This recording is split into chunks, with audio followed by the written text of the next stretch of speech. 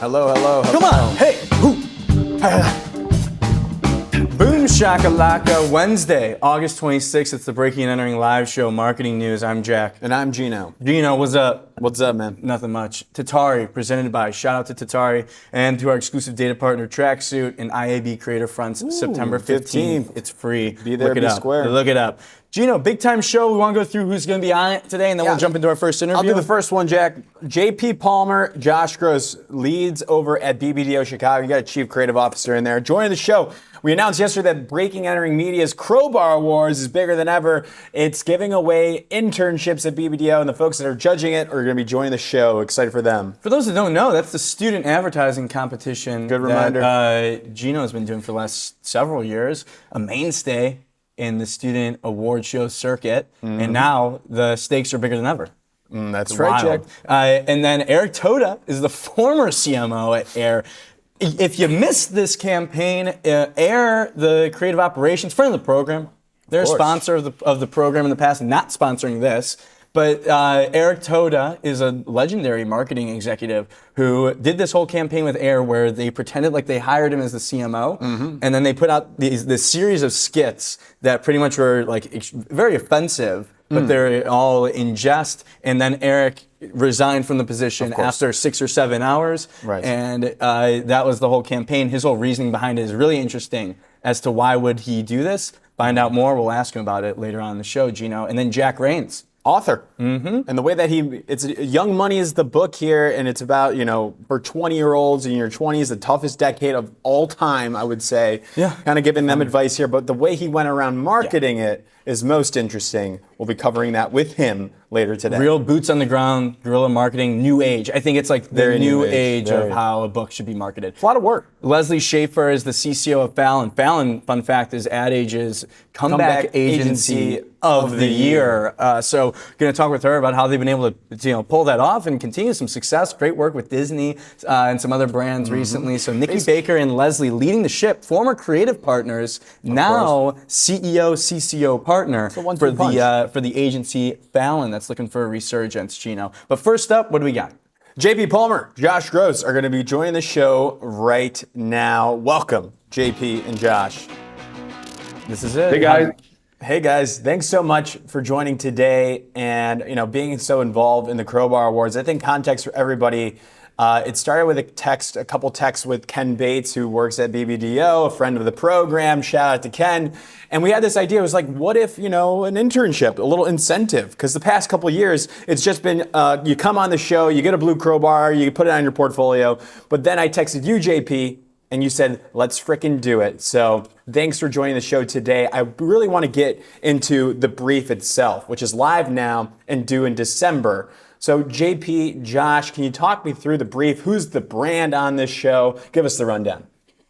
Yeah, really excited to be here. Really excited to do the Crowbar Awards this year and offer up something real on the other side. We think it's a really great opportunity for students. So the first brief we have for you guys is on Dove Men.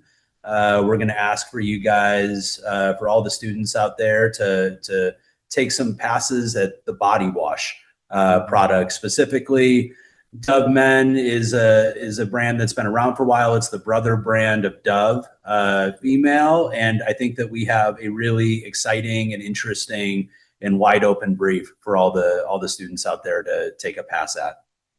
Yeah, to me, we were excited because obviously I think it's really cool. I think to actually have something on the other side of this awards. In the past, like for the students, I feel like the whole thing is you get to it's a good opportunity to build your spec portfolio pretty much. But for you all, like the dynamics, like was it hard to like sell this in to get like BBDO involved and get people excited or get people interested? And why do you feel like it's important to even offer up anything of an opportunity as the winner? I think it probably took about 2 seconds to approve it up through the ranks, right? No need to sell us on a great idea. And I think, I think like whatever we can do as an agency to that aspiring talent that wants to be a part of this wonderfully weird world we're in is to give them something as tangible as possible, like a real problem to solve on a real client. And holding up our end of the bargain and make sure you have like real agency professionals. Like we will be looking at all the ideas and can't wait to see them. And so I think it's, it's just such a bigger opportunity than just doing like a simulation of an awards show. It means so much to me and Jack and the team here, and to all the students and professors that are watching now, are going to watch this.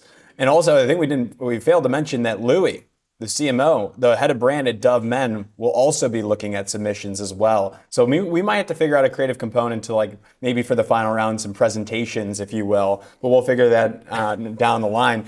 My question to you all, while we have you, where should students begin on this brief, or any brief? We know it's teams of 3, but like, they get their team together. What's step number 1 just to get them started, or should they just procrastinate towards the end of the semester and just have a really good time? Back when I was a student, I probably would have procrastinated till the end and, really prayed for a stroke of genius. But let's hope that the students, give themselves a little bit of time to cook up something. I think you've got time on this brief. And I think that is probably the one part of the simulation that isn't quite as real as it typically would be. But you've got time to read the brief, think about it, let it marinate in your brain. I think all great briefs, all, great ideas oftentimes start with really thinking about the consumer, right? Who is the person that we're trying to talk to? So you'll see the target illustrated in there, of men 25 to 35, but really a sweet spot of around like 32. Life is getting real, career is getting real, relationships are getting real. You got a lot of adult shit to take care of, and you might be looking to graduate into a little bit more serious personal care brand. I think the other place that I would focus on this thing is in that strategic idea, right? I think that there's a provocative nugget sitting at the center of this brief and of this kind of new direction where, we are trying to say that it's okay for guys not to care about their skin. And that's why Dove Men exists, right? We know that most guys don't care all that deeply about what body wash or deodorant they use. We know that most guys have a million other things to think about, whether that's the stuff they want to think about or have to think about. And I think the thing you would expect a personal care brand to do in this instance is to try to get guys to care about their category, try to get guys to care more about their skincare. And instead, I think we're taking a slightly counterintuitive approach here and saying, it's okay to keep caring about all the other stuff that you have and want to care about.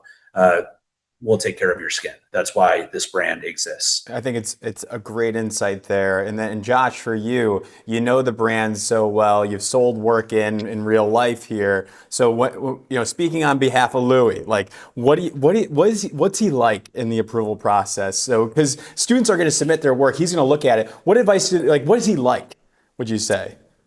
Yeah, well, I mean, first and foremost, as you guys know from having him on the show and from his previous body of work, the bar is it's really high. It's out of frame high. So I think and that's part of the reason we're so excited to kick it off with Dove Men is because there is that creative appetite there for amazing ideas that are really going to have the potential to drive the business. I think 2 things to keep in mind is one. Make sure it's authentic to the brand. Like JP, I think, has set you all up for great success to get to really interesting ideas. But at the end of the day, it does have to make sense that whatever we do, however unexpected and crazy it might be, that it makes sense coming from this brand. So spend some time, dig into the DNA of it, and keep it authentic. Like that connection to Dove Men has to be really strong. And then I do think for me, it's not about finding the wackiest idea or the most innovative use of technology or whatever it might be. It's not about the shiny bell or whistle. It's not be wildly creative just for the sake of it. But, at BBDO, our biggest things is solving clients' business problems through creativity. Mm-hmm. So it's got to be an idea that's in service of building this brand and driving the business and selling a whole hell of a lot of body wash. So I think like that's a thing to keep in mind too as you're coming up with ideas. I feel like that's a nice little wrinkle. Then I feel like in the past, a lot of the Crowbar Awards, because it's like strictly spec work and it's like a made up brief and it's not like a real client brand relationship. It's been like, whoever's got the craziest idea, whoever's just got like the wildest idea, we can hone it in, but people want to see the big ideas. But I feel like this is a true test of working in advertising and agency, like thinking deeper than just having a wacky idea and just doing the shiny thing. This feels like next level. This is next level. This is what I would be doing. Like I would drop everything, drop some classes potentially, like, you know, wouldn't drop out because I can't say that, but you know, work hard on this. And I can't wait to see what submissions we all get. You guys are gonna have to comb through a lot. We've already had quite a bit of traffic for the site and downloads of the brief. So I think a lot of people are excited. I think you're going to see a lot of different work. But this is like must watch. This interview is definitely must watch if you're competing, I feel like. That's right. Well, JP, Josh, thank you again on behalf of all Break Entering, all the students out there across the world for being involved in this and working so hard to make this happen. Appreciate you guys. I'm looking forward to seeing all the ideas. Yep, same. Thank you guys. Thank you. All right. Very cool. Nice. Changing the game. Changing the game. I love it. I love it. There will be, 3 each semester?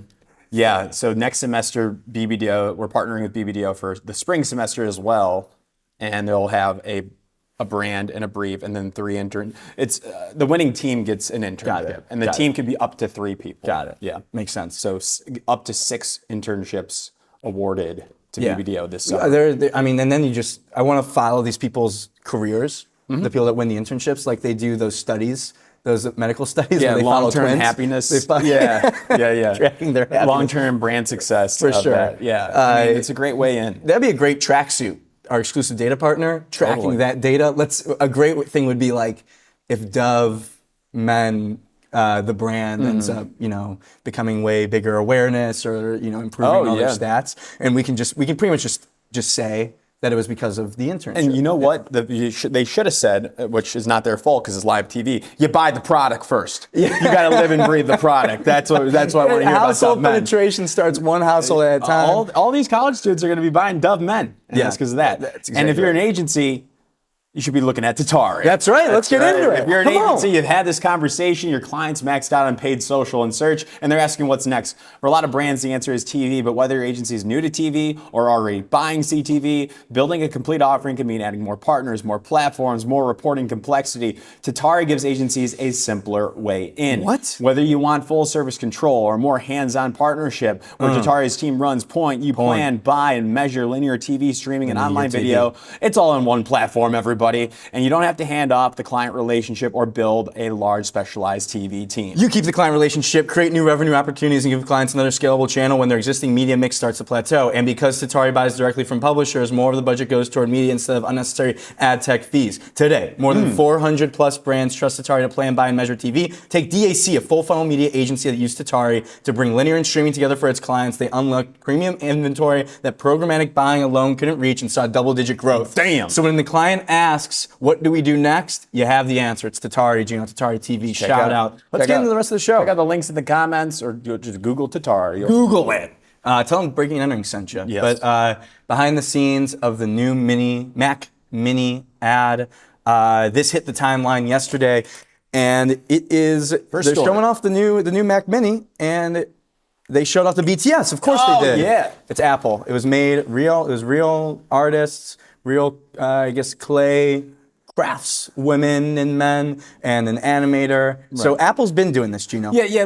I think, Jack, you and I, we follow this stuff. We follow the industry. Gino. We know what's going on here, but let's point out the obvious. Poto. Let's point out the obvious here that this works. People are loving it. You have the larger ecosystem of AI, generative creation of things. People are skeptical. If it's AI made, they're not going to like it. So this is a tried and true strategy for everybody out there in marketing. You show the BTS, you get a real artist to do some stop motion animation, and you show the BTS. This is a strategy that Apple's been doing. We've covered it. But if you're new to the show or new to the industry, this is a great way forward. It's a thing. It's a thing, and they're doing it, and like people eat it up. I could have swore a year ago, I thought people were saying by now everything would be AI creative. All the commercials that we make would be would just be made with AI because it'd be easier and it'd be better. This is a great tweet. AI is going to eliminate all creative work any day now, and also one of the biggest tech companies on the planet is still going out of its way to prove to you that humans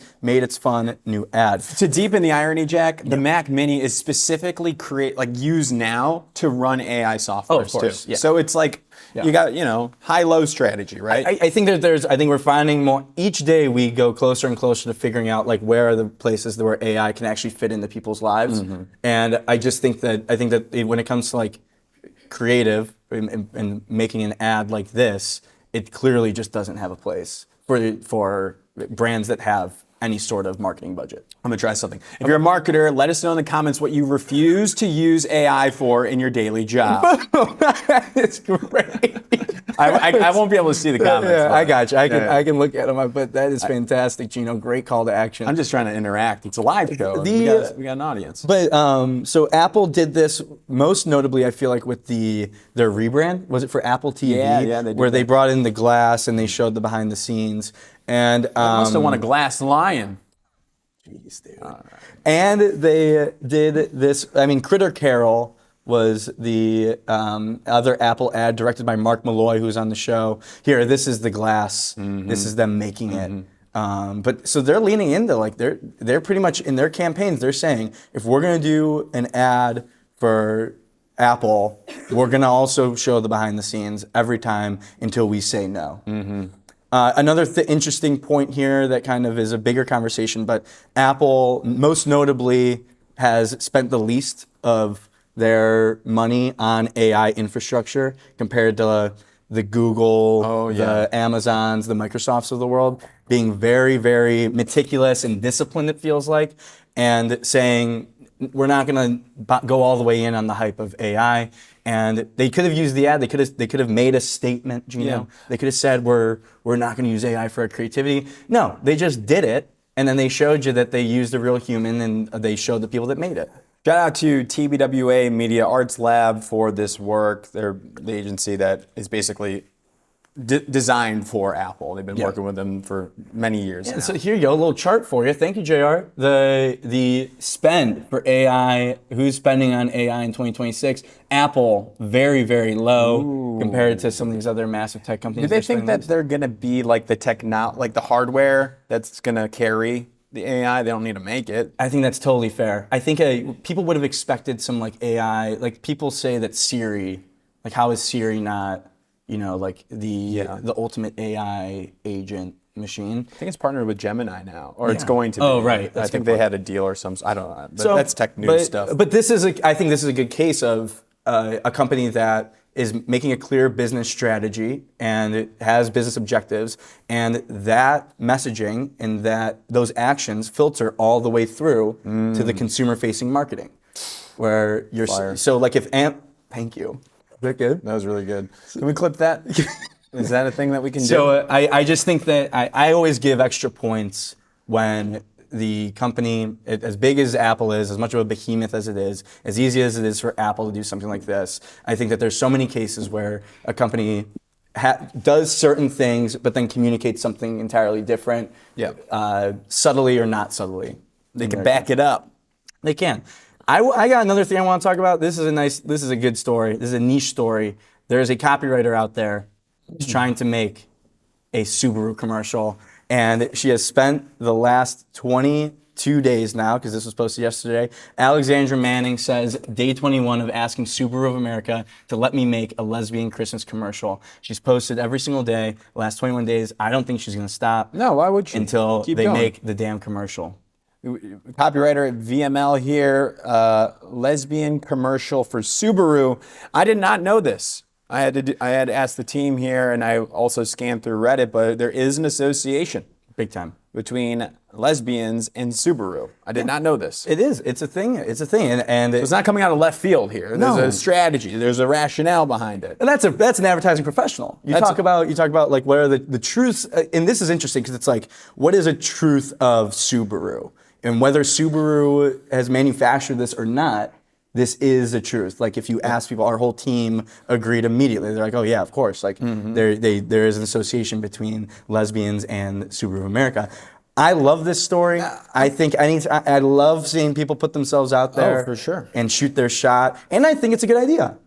I'm curious, like, does VML work with Subaru? Is that an agency of record situation here? Or is she doing new business? Is this a new business approach here? Yeah. If this works, Alexandra Manning, I mean, is going to be down like a Hall of Famer. All-timer. I think you go all-timer. Subaru Love campaign, yeah. So they work with Carmichael Lynch. Okay, Minneapolis shop. Yeah, long-standing relationship. Hey, if I'm Carmichael Lynch, hey, let's what are you do a little gonna do? collab with VML. Well, you say we get our teams together. This guy is so good. Or you hire Alexandra. Yeah, I mean, that's you another could do route. the poke. The poke and poach. Well, if Alexandra doesn't, I don't want to speak for Alexandra, but if she doesn't want to, maybe there's another way if I'm in. Carmichael Lynch employee, I'm like, let's hire her immediately. Yeah, I mean, it's great. Ellie, as someone who has gone viral on LinkedIn recently, what do you think of this strategy, this move to go day 22? This is very jack-coded, I feel like. I think it's amazing. I think she's great, and I love the little memes she puts every day. They crack me up. Different meme every day. And you talk about building traction, traction, just one day Stick after with the other. it. Alexandra, we support you at Break Entering Media. Don't give up. Don't ever give up. Oh, I did ding and snap. More to come. That's a developing story, by the way. That's a We'll have to developing get her story. on. Let's say day 50. Yeah, we'll get her if it on. gets to day 50 and they still don't have it up, we're going to bring on Alexandra, and we might actually, maybe we schedule an interview with someone at Subaru. We don't tell them about it. We have Alexandra wait in. We hit her music, and then she comes in. No, you're doing well with the soundboard today. Crushing it. Yeah, thank you. Gino, anything else you want to talk about? We probably have time for one more story before our first guest, Eric Toda. Yeah, you want to talk about Dukes. Dukes Mayo. Dukes Mayo hit the Ad Age website that they're doing an agency review. Now, this is fascinating to me. It's got 4 agencies in it. I believe they're all independent agencies, but the incumbent is also participating. That is Familiar Creatures based over there in Richmond, Virginia. You got Tombras, you got Preacher, and you got Eric and Coleman all battling out for the Mayo Giant. It's a fast-growing brand. It's probably an exciting brand. They've done cool stuff in the past. That's what I don't understand. Yeah, I know. I like the get Familiar Creatures work. I really do. I don't get it because they're growing. Right. Stats, they're growing. Trust me. Trust me. They're growing, and the marketing, I would imagine, is working. Yep. So is this a point where it's like? No, I mean, I don't know. I mean, sometimes I feel like you hear these brands are like, well, it's just part of our. It's part of our procurement. So we'll see. Rarely do you get the information. I mean, shout out, who wrote this from Ad Age? Who's reporting on this? This person's off. Give this is person great. a raise. Yeah, Brian Bonilla, of course. Of course. Bonilla here, I rarely do you get insight into the competing 4 agencies. I love it. Bonilla will figure it out. That's right. And he will share. And I think I honestly like knowing the Final 4 does give you a great insight into like how is this brand thinking? Right. What are they? Because you see those names, those agencies, independent agencies have worked with cool brands in the past. CPG. Yeah. Little slapstick. Yeah, they've all got it in them. We're telling about the future of Dukes Mayo just by what agencies are revealed in the review here. Yeah, I think learn things. It's a good mix up here. Shout out to whoever the search consultant is or the marketing leader who found these agencies. Nicely done. It is interesting. And then right before we get into our next interview, this is kind of like breaking news a little bit, Gino. This hit the wire this morning. Meta to pay up to $18 billion over social media claims. So $18 billion settlement over, I believe it's for the social media and protecting children or underage people. And pretty much saying that Meta Platforms is agreeing to pay $18 billion as the company deliberately designed Facebook and Instagram to encourage compulsive use among young users. Oh, yeah. So, I've heard about this. So this will impact, I think, and as a part of it, they also have to roll things out, some different features around like how much minors can be on in a certain day. They're limiting push notifications. So for a marketer, for advertising, you're like, I honestly have an icky feeling anytime there's like advertising built for or like aimed for like underage people on social media. I just think that that's weird, but it's going to impact that obviously too. It's fascinating. I mean, we saw, I think it was Australia that banned social media essentially for people under 16 years old, roughly, give or take. And now you see this. I mean, I feel like the app itself is just designed for addiction. Those push notifications. They'll make up a push notification. They're like, just like somebody else shared something. Sure, yeah, they are getting... It's like gets me back into the app. It knows if I'm not in there for a couple hours, it knows exactly what to do. Push notification reels me back in. Very interesting. I think the weirdest one to hit my push notifications recently is the Snapchat one, where it just tells me that like a random person posted their story, and not even someone that I even know. Totally. Like a robot. It's like an AI bot. It's like this weird like... I don't know. Like, I don't know if I'm like revealing something about myself or something. No, I get but, those like, as well. Get these weird push notifications from Snapchat. Yeah, I still love Snapchat though. A marketing executive that has spent a lot of time in the tech world is Eric Toda, Gino. That's right. He's our next guest. And he is our next guest.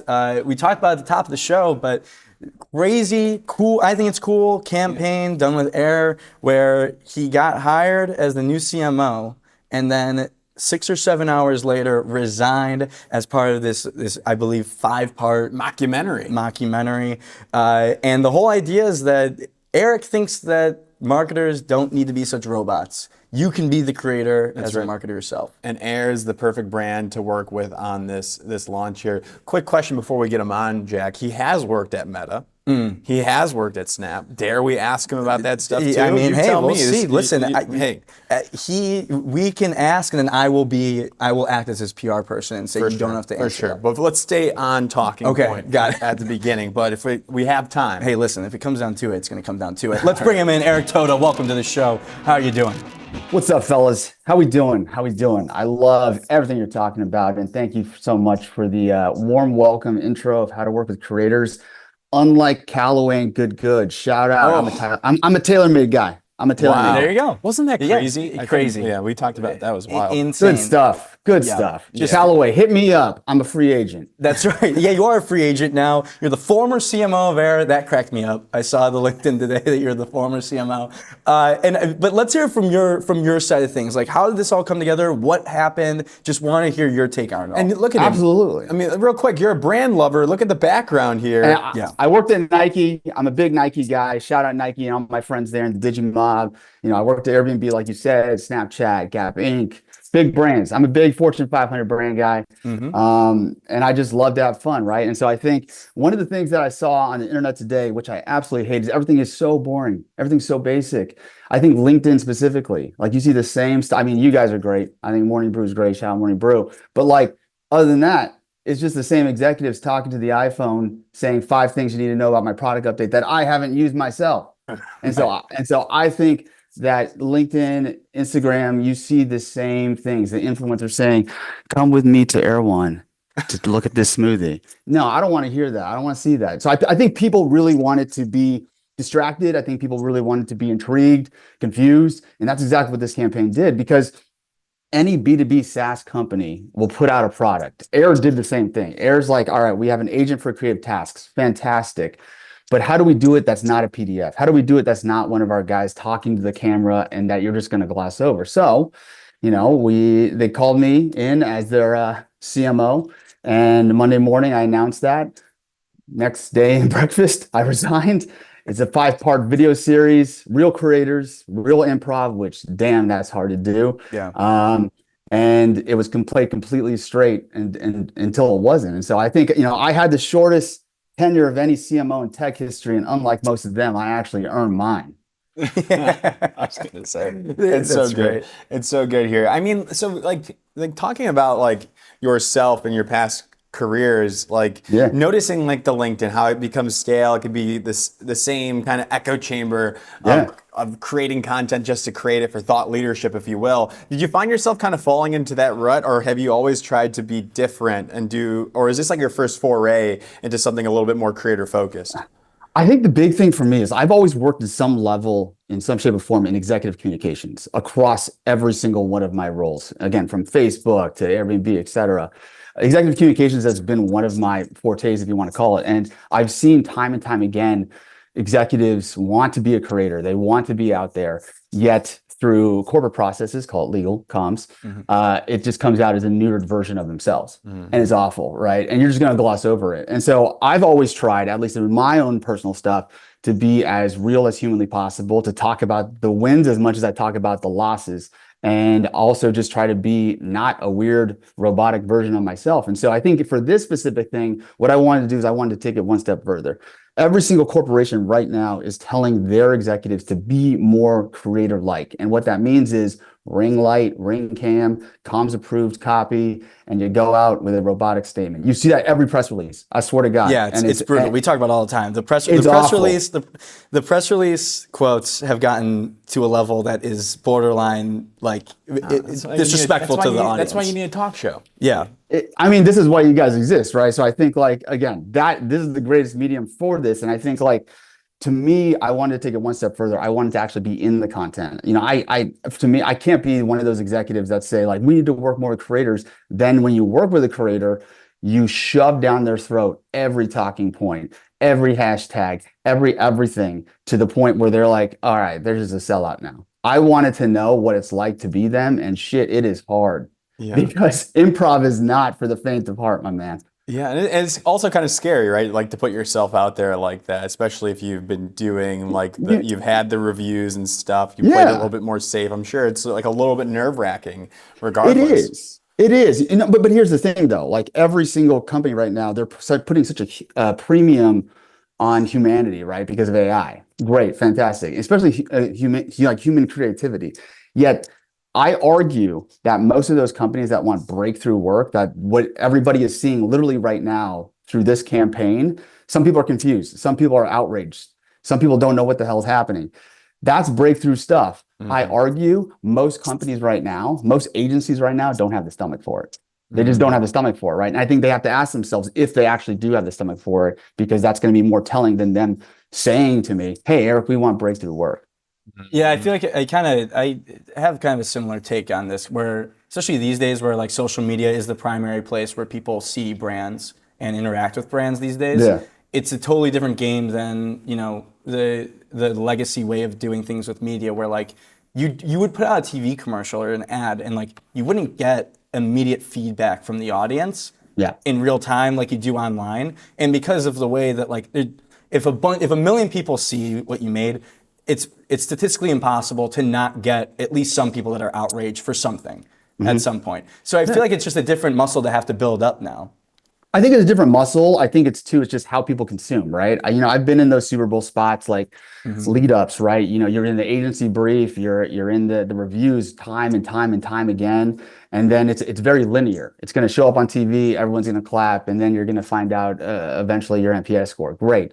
I think when it comes to something like this, you have to understand the velocity of how people consume, and it can't be linear. It can't just all be on Instagram. It can't be all just on LinkedIn. It has to be on LinkedIn, Instagram, through creators, through something like, I think about 10 minutes ago, Wasted just posted a part of the campaign as a part of the campaign, right? It has to be through press. It has to be through all of these different mediums. So it creates this surround sound where people can't escape it, but then they also start to believe, is what I'm looking at real or is it fake? But regardless, I want to see how this ends. Right. Yeah, it is good. I'm so curious now, like, you know, you mentioned that lots of, you know, probably there's a lot of executives out there in Fortune 500 brands that got there because they were creative and they struggled to survive legal comms review. I guess like the people that will succeed, I think it's fair to assume, like in these roles, will get those approvals, will be able to be themselves. 100%. But what advice do you have for the person that might be in a senior level executive position that is constrained at this moment? I think you have to find one. I think it's the CMO's job generally to make sure that everybody is all around them is aligned. That, hey, we're going to take some risks here. You want to break through in a commoditized category, like let's call it finance. Let's talk it as like, you know, again, CPG. If it's a commoditized, the only thing that you're doing then is brand. So if that's the case, then you have to start taking risk, and the whole business needs to be bought into that. And so I look at the CMO role as incredibly important for the risk appetite of the rest of the organization. And they need to get everybody else, CFO, legal, et cetera, bought in. Like, we're going to take some risks here. We're going to operate in the gray area, but that's okay because that's what's going to set us apart from everybody else. And so I do think that's the biggest differentiator here. It's not necessarily the social media manager who trying to bring it up and saying like, hey, they're pointing at the air campaign saying, hey, we need to do this. It's the CMO being able to understand, oh, this is what it takes. This is what it takes. And now I need to get that air cover with everybody else so that this team can start to create. Because I can tell you right now, I could count on both hands, both feet, the amount of digital teams going to their CMOs right now with this specific campaign as a case study to say, we should make a TV show. We should this is the way that we should work because this is how you actually cut through and do things right. Yeah, I wanted to ask, is there, because you touched on it a little bit, but is there anything specifically that you learned from like kind of almost being a creator, definitely being a creator here, that you wouldn't have learned unless you put yourself in those shoes, knowing that, you know, there's a lot of marketing executives that have never stepped in the role of being a creator? I mean, other than sitting in a fake HR meeting, which drops tomorrow, you know, getting to sit in a fake one actually it felt like therapy versus, you know, torture.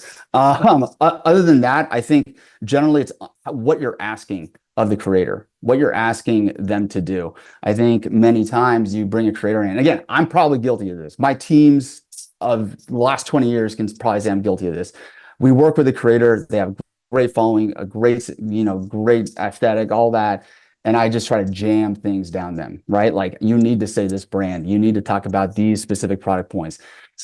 Give them a prompt and let them run with it. I think that's the greatest thing. Bring them into the creative process and how the campaign's going to flow, you know, versus them just being one sole tactic of a campaign. You know, I think many creative teams, many marketing organizations are very guilty of that because they think, hey, we tell that to the agency. Why can't we tell that to the, you know, to the creator we're working with? Smart. I mean, this is good stuff here. So you're no longer the CMO of Air. You're freelance now. Any idea where What's you're next? going to be heading to next, Eric? We've offered up to another executive as well. It's a free agent that they can come on this show for their hashtag the decision.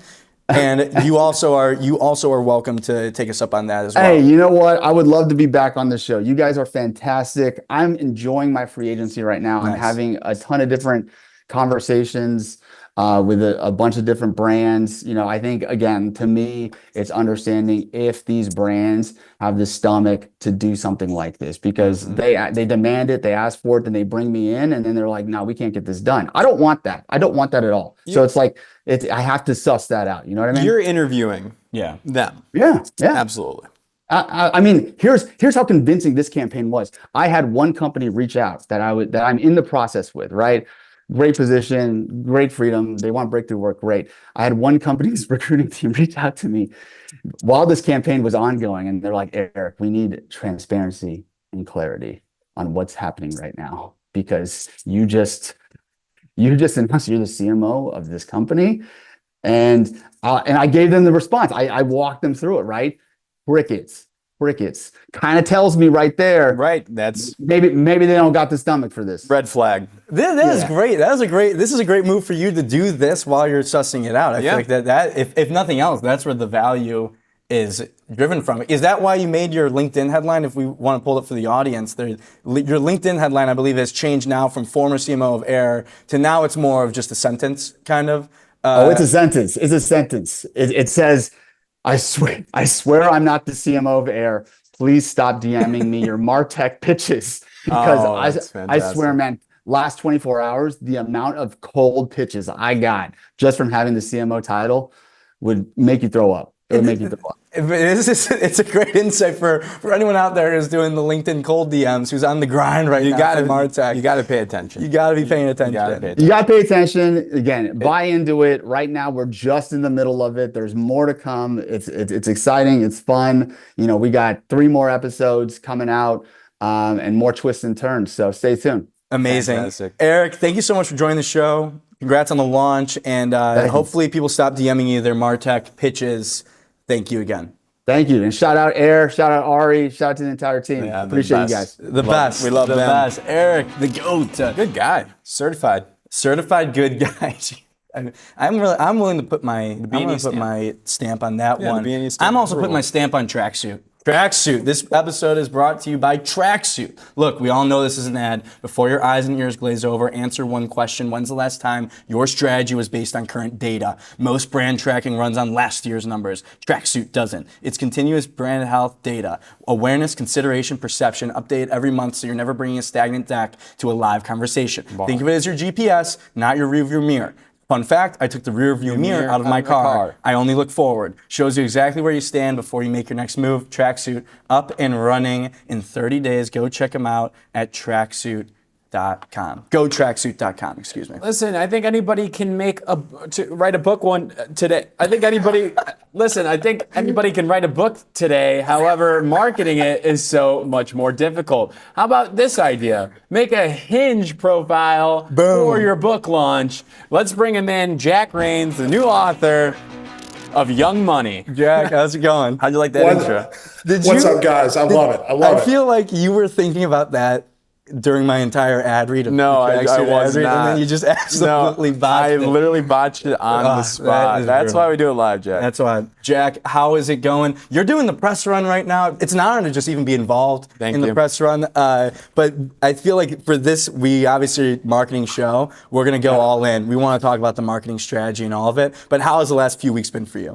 I mean, dude, I've been screen time maxing so hard. I think I've averaged 11 hours a day of screen time for the last like 2.5 weeks. So that's good, right? I have the attention span of a goldfish right now. But yeah, it's been great. Book's been blowing up. It's been a ton of fun.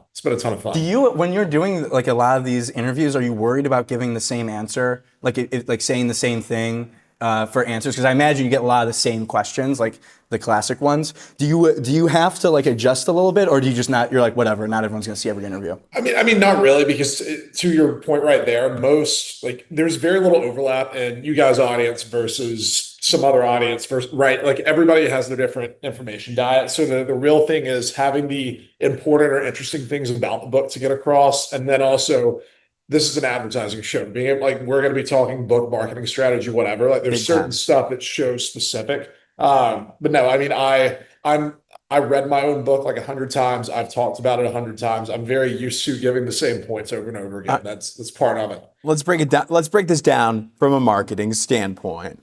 All right. So, who's the target audience for Young Money?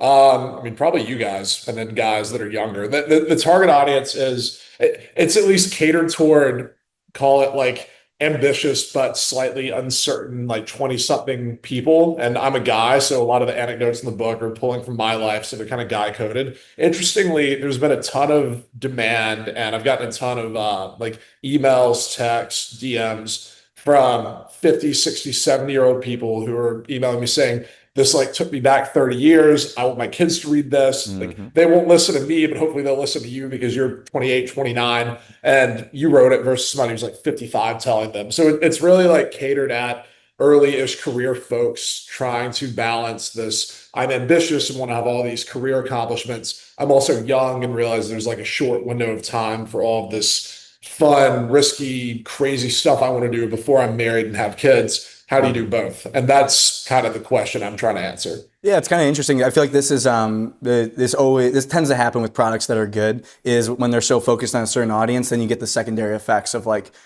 because it's so focused and catered, now you're going to get people's grandparents buying them Young Money books for Christmas because like, oh yeah, this is perfect. I'm going to get this for this snot-nosed kid, Gino, that doesn't know what he's doing with his life. I need this book. I will say this. So so you know your target audience. Then like, how do you go around marketing it?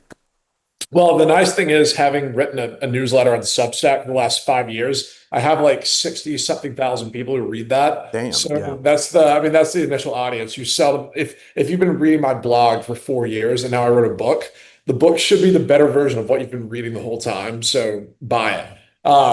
But like that was the V1, but there was also the guy, Penguin Random House, or Portfolio, which is an imprint within Penguin, is my publisher. And they send out some early copies to influencers. So seeding it with, like, I'm most active on Twitter and LinkedIn, and especially Twitter. So Twitter and LinkedIn are both text-based platforms, which makes them good places to market a book. You send early copies out. The book being like blue background that kind of pops also makes it look good in pictures, where It's not like a quid pro quo. Hey, I'll send you a book, but you have to post about it or I'll kill you. But there is an implied, hey, like I'd love for you to check out the book, but also I'd really love for you to post about the book when you get it, especially if you read it. Half the people read it, loved it. Half the people are probably never going to read it. I get some early books. I read some of them. I get how it works. But what you want to do is like you want to seed enough attention by hitting like this early influx of influencers that some of your target audience that doesn't follow you will follow them. And they might think, oh, maybe I should read this book. This seems like it applies to me, and I like the person who posted about it. And you basically want to create this early demand cycle of enough noise in a 1 to 2 week period where a certain number of college kids, or it might be like head of HR and talent development at a big company that thinks it could be relevant for their interns and analysts, right? Like you just want to create a big enough initial wave that your target audience can discover it. And that's what keeps it running. Like selling a few thousand books in the opening week, everybody wants to do that. But what really matters is will the right people find it? So 4, 5, 6 months from now, they're still telling their friends and peers about it once you're past the initial hype cycle. So you got the LinkedIn, you got the Substack. You give away around 100 copies to your audience via X. Is that correct as well? Yeah. With the hopes a little bit of Instagram, but I would say probably 80 to 90% were X people, and then some Instagram, LinkedIn, newsletter, but the majority were like Twitter. It's a social. Well, It's a social you push. you skipped out on one of them. I love the Hinge. I love the Hinge marketing tactic. I think it's money. And Raya. I have approved on Raya. Whoa. That's a flex. That is. How do you had get to on sneak that? I've been in trying there. Had to sneak that one in there. If either of you guys need a referral, let me know. Happy to exchange numbers and refer after this. It took me a long time to make it. Yeah, This is the real quid pro quo. You want to get on Raya, review the book, and I'll send you the referral code. There should be a brand partnership here. You know, we have Hinge as an audience. Like we just had, we're talking to them. So it's the tactics. I know you threw a party too, and like I feel like I mean this in like the nicest way possible, but like the shameless just relentlessness of marketing the book. I feel like it's so necessary right now because of how the feeds are, and we were talking about it earlier, but like not everyone's going to see everything. But Jack, for you, like what have you learned about this experience for our audience? There are a lot of people that make stuff, but sometimes feels a little bit like shy about promoting themselves. So I have like 2 main points. One, I think the book I wrote is very good. My thought on any part of the creative process is if you actually think you created something worth other people paying attention to, it's actually like your responsibility and your necessity to go out and market that thing. The whole, if a tree falls in the forest and nobody hears it, doesn't make a sound.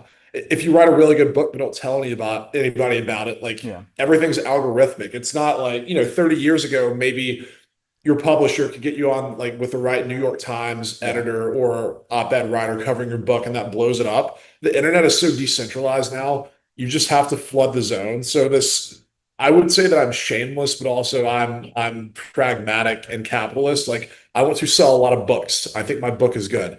I also, if I sell a ton of books, I then earn out my advance and make money on the book. Like I have every incentive to market the hell out of this thing, but also unlike, a lot of books are written by a ghostwriter or whatever. And when you actually write it and it's your baby and you're proud of it, it's much easier to go out there and just put your foot on the gas and market it. And what's funny is people especially on Twitter, it became like a game of people can tell I'm having fun marketing the book, and then they want to get on also marketing the book, where you create this FOMO cycle of if you can make the marketing of the book a fun activity people want to participate in, then it just makes the flywheel way easier. But yeah, you have to be aggressive with it. So with everything you've done, and we know your mindset when it comes to marketing it, I guess, is there a channel or something that you feel like you haven't tapped into yet with the marketing? If you had an unlimited budget, what would you want to do next besides being on the Breakout Angry Live show? Yep. Right. So the next, this was the second to last thing. The next thing that I want to do, and it actually requires no money, I need someone to come out and film me doing it, is going down to Canal Street. I have the early like free publication copies of the book that said like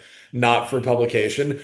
selling bootleg copies of my own book on Canal Street with all of the Somalians out there just shucking fake Rolexes, I think would play really well. And I would love to go a step further and have a cop arrest me for selling my own basically counterfeit book. I think what's going to happen first is the people that have their territory down there, they're gonna come after you. Yeah. They're gonna be that's prime real estate. That's prime real estate. Right. Well, we can also barter like a goods for goods. It's like you give me fake Rolex, I give you fake book. Like there's a lot of angles we can play. And then your book is going to unlock so much knowledge for them. It's going to teach them forever that they don't have to sell fake Rolexes on Canal Street after they read it. You know what's it makes sense having those two together because it's like nothing says financial responsibility like buying a couple dozen fake Rolex watches. You know, like that's and it's like if you get through chapter 12 of my book, maybe one day you can sell like a real Rolex in Soho or Tribeca. You can actually escape north and south of Canal Street. Yeah, that's right. There's a lot out there. It's a big city, by the way.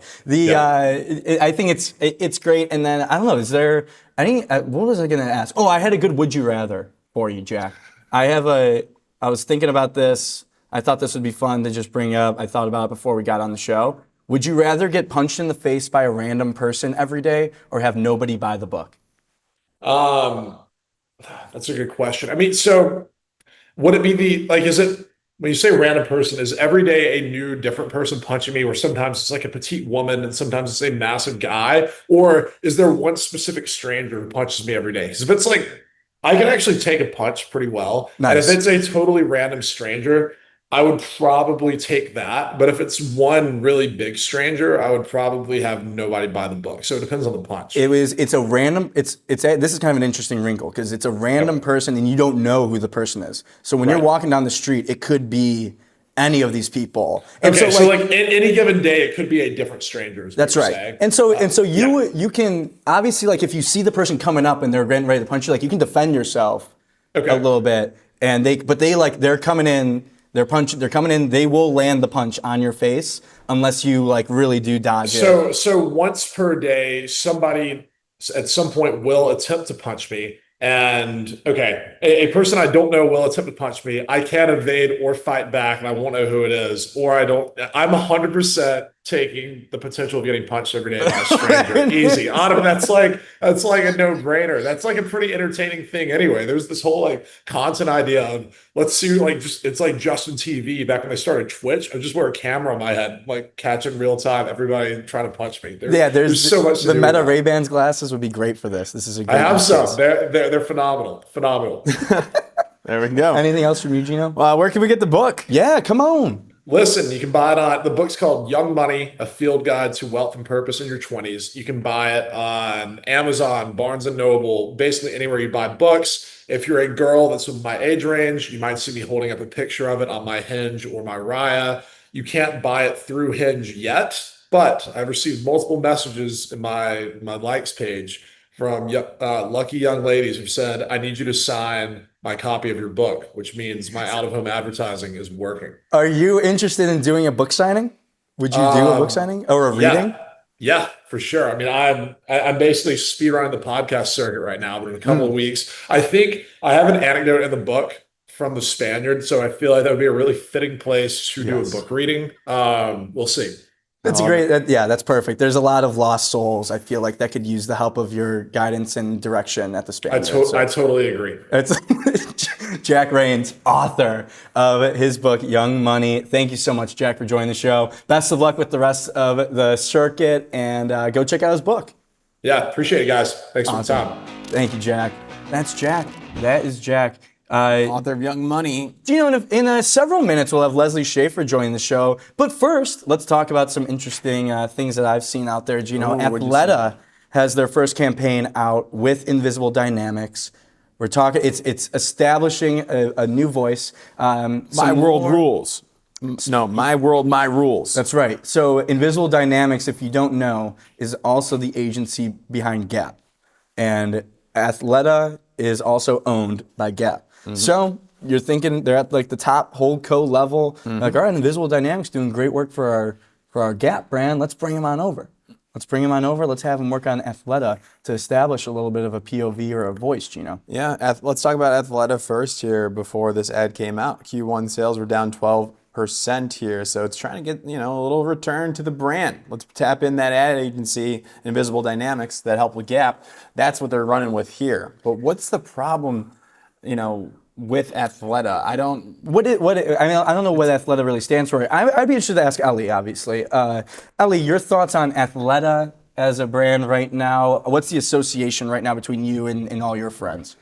My mom is a big Athleta fan. Mm-hmm. Okay. I feel like they're definitely in like the Lululemon Aloe shadow, but it's definitely more of like an older target audience, not necessarily my age group. So I think this makes sense it's similar to Gap, where like all of a sudden Gap is now cool with people my age, and it was not for a really long time. So yeah, I think it makes sense. I think it's a totally smart play to trying to at least do something, and establish a Gap playbook. voice. And analysts are saying the stores lack a little bit of personality, and like didn't have a clear voice beforehand. So now you got Invisible Dynamics coming in and trying to make a claim for them. Yeah, I think what's always nice, what always obviously makes sense, this is like the fundamentals getting into, but establishing them is important. When you go to a Gap, when you go to a Old Navy, or an even Adidas, Nike store, you want to see the ad within the store, like you want to create that same thing. I imagine right now you would find Hailey Bieber photos, that aesthetic inside a Gap store right now. Athleta, I think what people are saying is like the stores don't really have an identity because they never really established one at the ground floor. So I think this is a great step, and I think Invisible Dynamics, a proven agency. And they did this campaign. If we want to watch it or pull it up, I think we've been watching it. But it's like they're in Iceland. It's actually it's pretty good. Oh, here we go. Basis. Good God. Get that out. It's unapologetic female first now. It's a little more edgier and more aspirational here, and that's what they're going to be going for. I mean, I don't know if the product itself is amazing. Is it high quality? Is it high quality? Like you said, yeah. It was in the shadows. And we were just thinking like the brand shadows. But if it's a good product, maybe advertising can fix this. Then maybe there is marketing that needs to be input. But if people are straying away from the actual product because it's not quality or it's not very good, then advertising might not be able to fix this. It has a chance. It's a crowded market. I feel like what would you say, Ali, is like the leader in this? Is it like Aloe? Is Aloe? No, I think it's Lululemon. Okay. Lululemon still remain. I feel like Would that's you say been. the same? Yeah, I would think Lululemon is the big general. I mean, they have their men's and women's stuff. And then Aloe, I think, is a newer player. And to me, Aloe is much more focused on yoga, Pilates, a little calmer. Aloe, I don't know. Aloe has, at least in my world, has kind of like a finance bro, like almost West like Side Highway. sorority West Side Highway kind of vibe. feel to it. Whereas Lululemon, obviously has that, but is more of like a general. That's interesting. I mean, you got it's like performance versus casual. I think it's an interesting challenge for the agency as well. Gap is certainly all about the fashion and like how it feels, how it's comfortable, and Athleta is definitely like it's performance. It's like you wear this to work out. So how come we didn't say Nike or Adidas for like their clothing? Yeah, isn't that wild? Very interesting. It's very interesting. Says a lot. Listen, I'm listening. I'm always watching. Hey, you know what we're watching? IAB Creator Fronts, Gino. Yeah. Hey, listen up. You want to take this one? Yeah, let me hold. Listen up. Listen up. Right now. All right, listen up. I want to talk about IAB Creator Fronts. If you're in marketing, media buying, or anything in creator economy, mark your calendar right frickin' now. September 15th in New York City, IAB is running a IAB Creator Fronts. It's the first upfront style event built entirely around creators. This is where brands, agencies, and platforms actually driving commerce and culture right now show you how creator-led strategy is running the whole funnel. If you're making media investment decisions this year, this is the room to be in before those decisions get made. September 15th, New York City, IAB Creator Fronts. Go check it out because we said so, and it's free. It's free, and because we said so, and because it's free. It's been a great show so far, Gino. Soon, we will have Leslie Shaffer, CCO of Fallon, join the show. A little inside info for everyone is that she's in a meeting right now. She's in a meeting. What's the meeting about? Is it a pitch? I can't. I actually don't know. I don't know, and they would never tell me such a thing. We're going to ask her. Was that a pitch? Were you pitching something? No, Gino.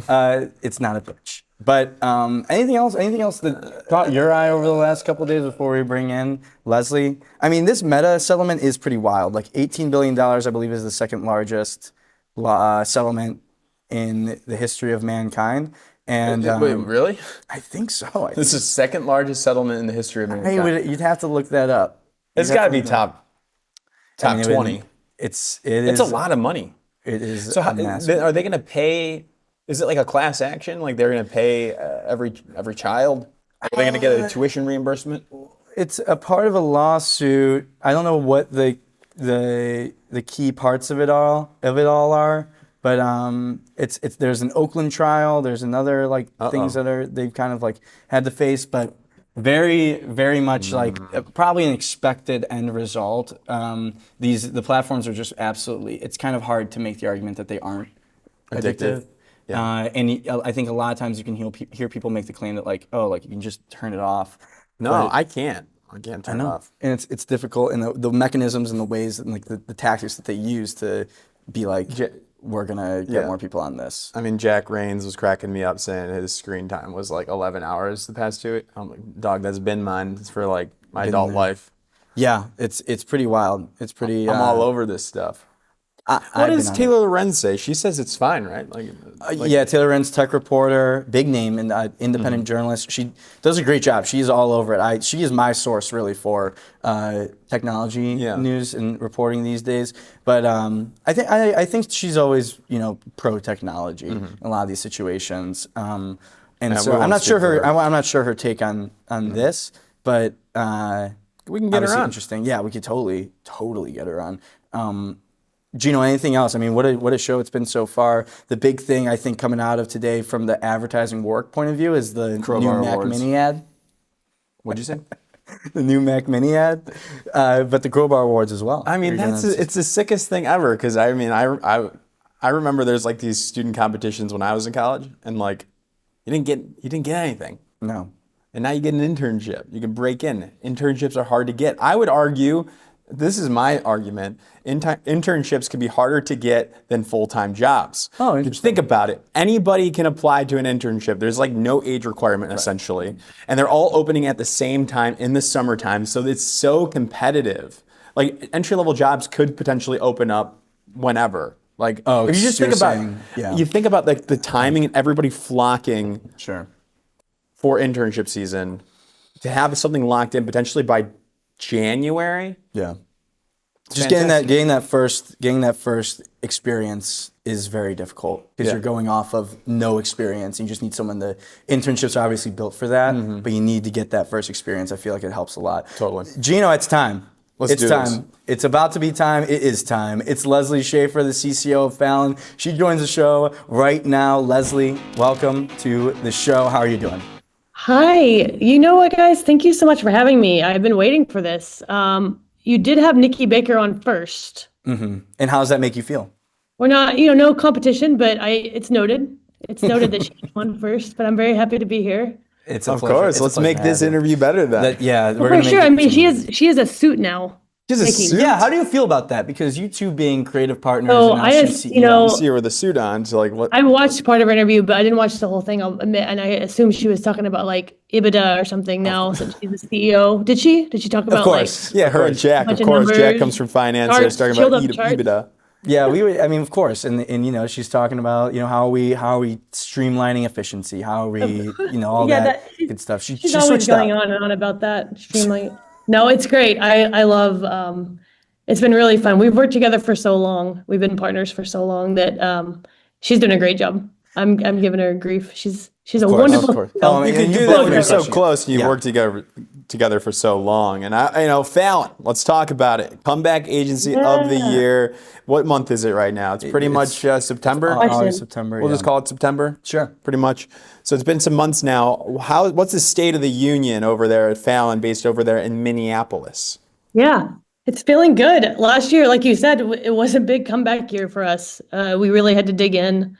It was hard. We're all working hard to come back. This year, I feel like, the tide has turned. We have some momentum. We've got some wins coming in. We've got a lot of work that's come out we're really proud of. So things are feeling pretty nice in Minneapolis. Yeah, what do you think you can attribute to like this momentum building? There's obviously a lot of different things that have to happen, and of course, there's a lot of reasons why. But is there anything in particular, or like a vision that you all have that allowed for you all as an agency to be able to win Yeah. Comeback Agency of the Year? That's a good question. Nikki and I have always, our whole strategy is surround ourselves with people who are better and smarter and do different things than we do. And I think that last year we put a lot of people in place to do that with us. From my creative department, I'm always like adding talent again that have who's got something that they can flex that I don't have or the people around me don't. We added Lauren Poehler as managing director for Fallon. She's been huge in helping us, and everyone that looked at each other and said we have this really high bar. We talk about low ego, high bar a lot at Fallon. So we're all in there just like this is what we're gonna do, and we've got to win now, guys. That's what we said, and just part of it is just having that expectation and then holding each other accountable and getting the right people together to do it. Yeah, I feel like it can totally change the game to be in growth mode in agency, and then the wins come. I feel like when you're able to build a little bit of that culture. But great work coming out recently. I mean, what's gotten you most excited? That feels very like Fallon. Like this work that we did was it's so us. Good question. Yeah, for sure. So another thing I love about Fallon is I say we have no house style. So some shops, and it's cool to have like we're known for this. We do this particular kind of comedy, or we do this. I think every brand and every business problem is different, and they each deserve their own thing. And it's more fun creatively, really, to come at things with different tones. So when I look back at this year, we had a Super Bowl spot for Novartis around prostate cancer, the Relax Your Tight End spot. That's a very Fallon idea, as I call it. So dumb, such a dumb idea. It's brilliant. And really fresh. Fantastic. For the a pharma healthcare brand too, pharma brand Yeah. to sell that in is incredible. Yeah, I think, they're great clients and they had big ambition. So they came and said, we want to make a great ad. We don't want to just make a great pharma ad. We want to make a great ad and we want to do something that people notice. Looking back, I tell them a lot. I think Fallon, we don't do pharma, and I say we were usefully ignorant. Like the fact that we didn't know you couldn't do an idea like that. So we brought ideas like that, and they were very brave for buying it. Looking back and the process we went through, there was a million reasons to kill that idea. It was pretty risky, but we all dug in together and figured out and made just the right choices to strike the right notes there. And I was very happy with how it turned out. It did well. It won a Grand Prix. We like that. We like those. Of course. But also it was all that happening. It was really cool to, it's for an important cause. And I was getting notes from people saying, you know what, my dad was diagnosed with prostate cancer, my brother, and doctors saying, thank God someone's saying this. It feels really good. Yeah, it is. I think it's great. Like for Novartis, like to come in with this idea and to have it show at the Super Bowl, and it felt like obviously it's very of the moment. Mm-hmm. I feel like people you try to do like the craziest thing you can do and like this big splash, but people forget the context of which the ad will be played, which is like That's in the right. Super Bowl. So like all these football fans, but then you get all these tight ends. How was it like? Bring us behind the scenes of tracking down all these NFL players. Yeah. That was also a lot of sweat and deciding those things. And one of the things out of the gate, I was like, I do not want to do the thing where we have to have fake football jerseys. I really want, we're talking about tight ends. We want them to be recognizable and we want the authenticity of them in their jerseys. So Brooke Fall, who does our sports relationships, she was like on it because that gets very complicated, that world of licensing. And so that was one of the things we wanted, a big variety. We had Gronk. At some point, you're like, you're gonna have a tight end spot. You gotta have. Yeah. You've got to. I know he's in a lot of stuff, and he's great. He's wonderful. Yeah. He was brushing a horse. He owns a racehorse, so we thought he'll feel very comfortable brushing this horse's mane, and he really delivered. Yeah, it does make a big difference. I feel like that's a little insider look. You got to get the real jerseys. I hate when they do like they show a commercial and it's like the team they're playing basketball and they just have the generic jerseys. No, that's a nice touch. That's something that like we uncovered here. It's like boom, that makes so much sense. So love that. And then also, Super Bowl's coming up. I'm assuming like if you guys have a spot, you're probably working on it now. I'm not going to ask you about that. because that would be No, that would be that would be very terrible. messed up, But it Gino. would make much That better is messed up, interview Gino. than Nikki had if you did reveal anything. You know what? I was, it's told, be very aware. This is a live show and there's things you can't talk about. Of So course. I Yeah, appreciate wonder, you for asking. I always wonder how the comms people prep Yeah. the guests before the live show. It's like no fly zone 1, 2, and 3. I think that if I were you, Leslie, like just be hovered over the end Zoom you can always thing, and then you can always be like, connection, technical difficulties. Well, it's very dangerous to brief me on things I shouldn't talk about. I'll tell you that right now. So you're thinking And that about did it. happen. So yeah, 100%. So We're- what are you excited about with the agency now? Because I think that always the big question is you got the accolade, you got the award, you came back, comeback agency of the year. Now it's like the bar has been raised. So how do you handle that as a leader of an agency? Yeah, I mean, I think it's like I said, we all have this, everyone at Fallon, it's a bunch of lovable weirdos. And we all we have what I call the sickness. I say that lovingly. We just love this. It's a silly job and it's fun. And we take it a little too seriously, but not ourselves. And just consistently to always hold that bar. We just had, back to Know How Style, we had the Novartis work. We just had Disney Princess film come out. Yep. And that thing, just very different tone and just a gorgeous, lovely long piece of storytelling. The team that made that, Kelsey O'Brien, Tanner Usselman, the creative directors. Beautiful. Again, I go back to putting the right people in the right place and kind of getting out of the way. They love the Disney brand. They are great storytellers. They dig in, and our clients, I will say too, share the same thing. When you're talking to Disney, it's like those guys know storytelling. Our clients, Tim Penoyer and Jenny Spritz, we have great meetings with them where we bring lots of ideas, and I always say, God, they have imagination, which is really refreshing. You can talk about a script and they can imagine it with us and talk about creative choices, and they're right there and we dig in together. So I was really happy with that piece and how it came out. Yeah, I mean, hey, I believe it spent at least a good amount of time as the number one on the charts for Disney Plus. That film, and it's so Disney too. Like I feel like that's the impressive thing is any like normal like consumer won't realize that an ad agency worked on that and is behind that. They're like, it's like Disney made it. But I think that's the cool thing is that you can work at the agency and you can like work on something that's Disney, which I imagine people get excited about. And I think those lines are getting blurry in the best way. A friend of mine texted me and she was like, wait a minute, I'm confused. Did you guys make a movie? And my answer was, well, a little. I mean, it was, it was close. And when those guys sent me, Kelsey and Tanner sent me the first rough cut. I remember they sent it over and they said, it's over 4 minutes. And I'll tell you, I thought in my head, okay, they're probably being a little self-indulgent here. I'm going to have to tell them that we're going to have to cut. And I watched it and I said, there's nothing, I wouldn't trim a thing. It was wonderfully done. Every moment is there for a reason and you're in the whole time. And that's what I'm excited about. I think everyone collectively is finally realizing we've been so obsessed with short time spans. It's like, no, people will watch anything. If they're engaged, it doesn't matter. It's got to be good. And you gotta treat it with care and add something new. I love where we're going, where I think is, let's put high production and craft into pieces, storytelling pieces that the internet is the destination. We don't have to think of social as like disposable and fast always. It's like, no, like let's really craft this. Let's make something people seek out and want to share and want to watch the whole thing. Yeah, that's exciting. I mean, yeah, it's like the combination of, people are realizing that if it's engaging and entertaining, people will stay on it. And then also like advertisements, like technically that is technically an ad, but it definitely doesn't feel like what you would say an ad is, which also lends itself to people actually wanting to share it and watch it and engage with it. That's great. That's what it's all about. Gino, any other questions for Leslie before we let her go? No, Leslie, any questions for us? Yeah, Leslie, any questions? No, I love, thanks for having me on. I love what you guys are doing. Such a great energy. Makes me really happy. Thank you. Right back at you. Keep on winning. Tell everyone we said what's up, and congrats to the crew at Fallon, having a great run right now. And we'll talk very soon.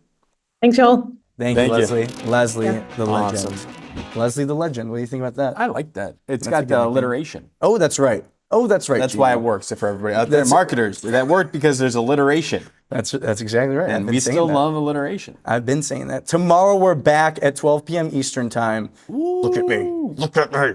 Oh. Where's Rachel? 12 p.m. Eastern time on LinkedIn, YouTube, and X.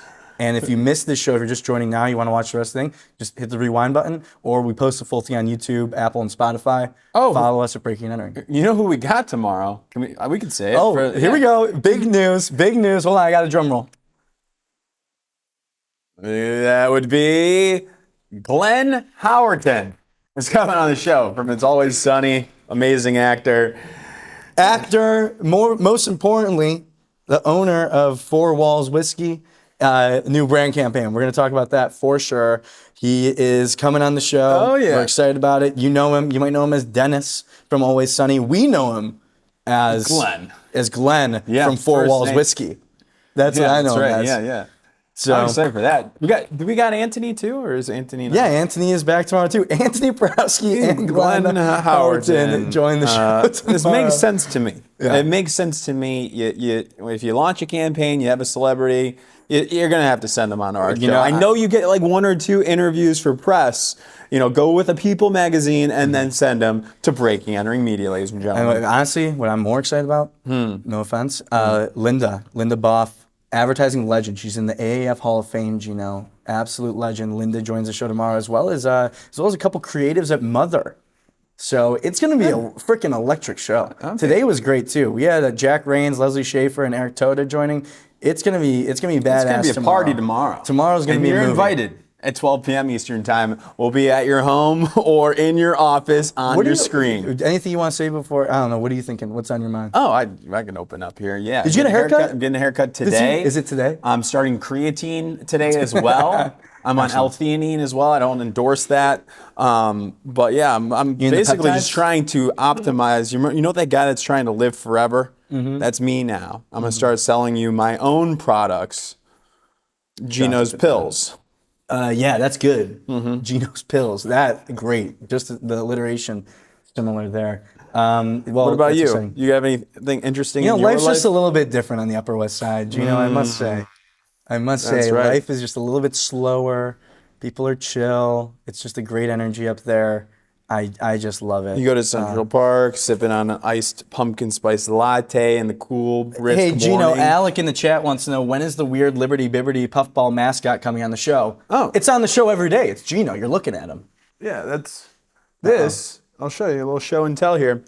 This was gifted to me by Bandits and Friends because Jack says that I look like this thing, and they sent a little note saying "Dad?" ? So from the creators of Bibbity, this is not an ad, but I do like Liberty Mutual now a lot better. I don't have any insurance, hey, but it's like what Jack said. It's like what do Jack I look said. like this?